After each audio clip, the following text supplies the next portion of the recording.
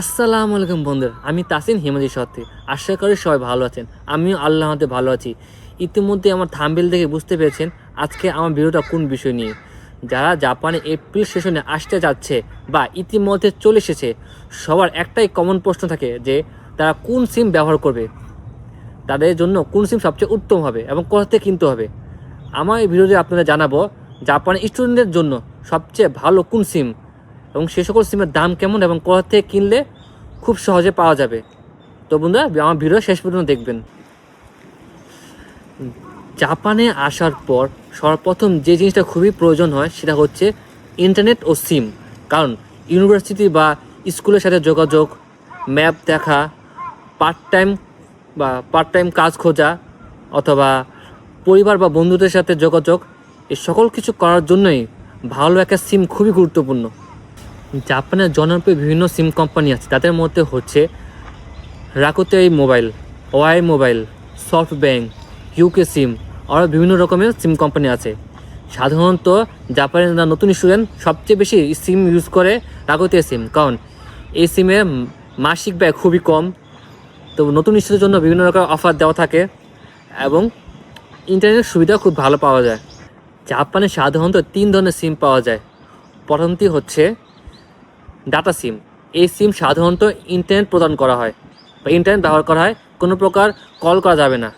দ্বিতীয় সিম হচ্ছে ভয়েস সিম। এই সিমে আপনি ইন্টারনেট ও কল সব কিছু করতে পারবেন। আর তৃতীয়টি হচ্ছে পকেট সিম। পকেট সিম অনেকটা ওয়াইফাই ডিভাইসের মতন, এর ছোটো একটা ডিভাইস থাকে যার মাধ্যমে আপনি বিভিন্ন রকমের ডিভাইস মাধ্যমে আপনি ইন্টারনেট ব্যবহার করতে পারবেন। আর স্টুডেন্টের জন্য সবচেয়ে ভালো উত্তম হবে ভয়েস সিম। বন্ধুরা, আরেকটা সতর্ক জিনিস, তোমার যখন জাপানে এসে সিম কিনবা, তখন কোনো সিনিয়র ভাই বা আত্মীয় স্বজন তাকে তুমি চিনো বা 1-2 বছর আগে থেকে জাপানে থাকে বা ল্যাঙ্গুয়েজ খুবই ভালো, তাদেরকে নিয়ে যাবা। কারণ যখন তোমার এমন না যে সব সময় হবে, কারণ তোমার ছোটো ছোটো দোকান থেকে বা র্যান্ডমলি দোকান থেকে তুমি সিম কিনবা, তখন তোমরা বিভিন্ন রকম প্রিমিয়াম বলবে তোমাকে। Premium YouTube premium, Facebook premium, এই প্রিমিয়াম সেই প্রিমিয়াম, অনেক ধরনের প্রিমিয়াম, বিভিন্ন ধরনের মানে পেড ভার্সন তোমায় দিবে।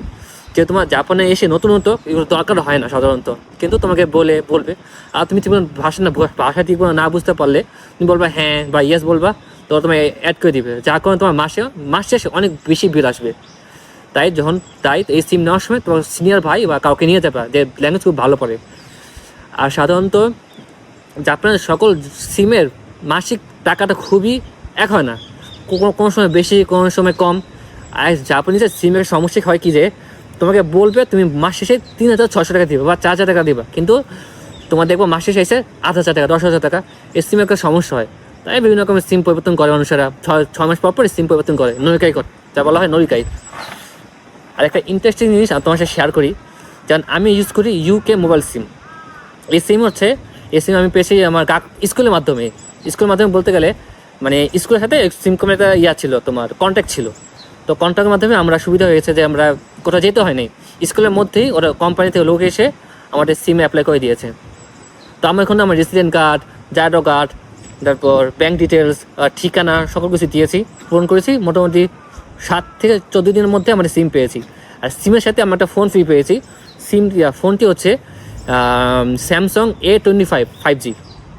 এই সিমটা ফ্রিতে, এই মোবাইলটা ফ্রিতে পেয়ে গেছি। আর এই সিমের অফারটা হচ্ছে যে এই অফারটা খুব ইন্টারেস্টিং, কারণ এটা খুব সব সময় পাওয়া যায় না, সব সিমে পাওয়া যায় না। অফারটা হচ্ছে আমি জাপানে থাকা অবস্থায় বা জাপানে আমি কারোর সাথে কথা বলি, পুরো ফ্রিতে কথা বলতে পারবো।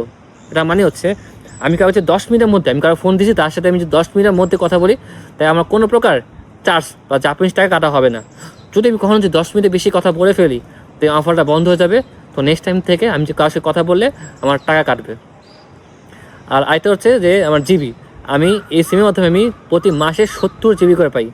কারণ এই সিমে যে 70 জিবি শেষ নাও হয়, তো আগের মাসে আবার 70 জিবি সম্পূর্ণ হয়ে যাবে আমার। তো প্রতি মাসে আমি 70 জিবি করে পাই।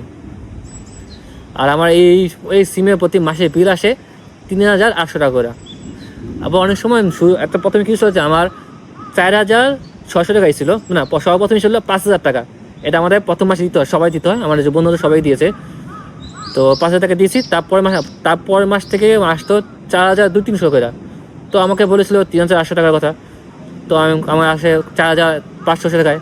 তো তো যখন আমি সিম কোম্পানির সাথে কথা বলেছি তখন বলছে আমার সিম নাকি ব্যাংকের সাথে অ্যাটাচ করা হয়নি, যার কারণে আমাকে এক্সট্রা টাকা কাটতেছে। ব্যাংকের সাথে অ্যাটাচ করলে আমার টাকা এক্সট্রা টাকা কাটবে না। আমি যখন ব্যাংকের সাথে অ্যাটাচ করছি তখন আমার 3800 টাকা করে প্রতি মাসে বিল আসে। তো বন্ধুরা, আশা করি আমার ভিডিও আপনাদের পছন্দ হয়েছে। যদি আমার ভিডিও আপনাদের পছন্দ হয়ে থাকে অবশ্যই লাইক করেন, শেয়ার করবেন। যদি আমার এরকম ভিডিও আপনি আরও দেখতে চান তো অবশ্যই আমাকে কমেন্টে জানাবেন।